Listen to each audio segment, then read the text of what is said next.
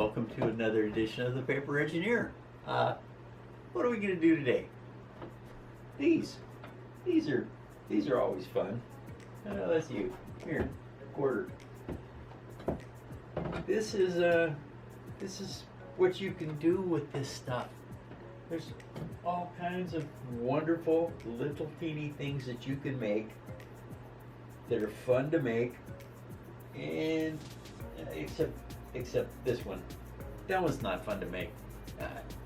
You just take and make, I showed in one of my videos, you'll be able to see it, using Elmer's glue and toilet paper or tissue paper, and you just roll it up into a ball and keep all of them. And if you want to make a bunch of them, you have to cut your tissue paper out and have it in already pre-made squares.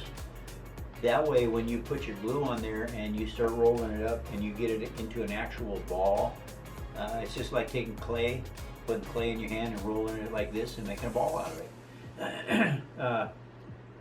That way they'll all be the same size, so that if you're going to make one TIE fighter, it doesn't matter. If you're going to make 6 of them, so that you have your little squadron, then they're all the same size. Otherwise, if you don't do that, you end up with large. To cover this, where these little ribs that are in this TIE fighter wing, those are actually staples. I just cut staples down and glued them in place, and then where they met together, I just put that little piece of paper that I'd punched out over top of them, so that it actually makes a pretty decent looking little TIE fighter. And so you can, once you get good at making these, you can make lots of them. They're simple to do. This one, not so much. The TIE bomber, not so simple to do. But you take a couple of, like I use an ink pen, inside of an ink pen, and I just wrapped the paper around it and glued it, kept going until I made the right size tube to build the chassis of the TIE bomber.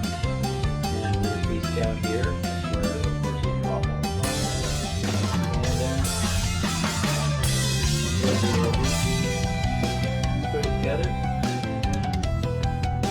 This one is just painted pretty self-explanatory as that goes. And anyway, yes, there are your TIE fighters. So I think somewhere, hiding someplace in all my vast amounts of goodies, I've got some time receptors too, but I haven't found them yet. They're lost in space. So anyway, thank you for watching.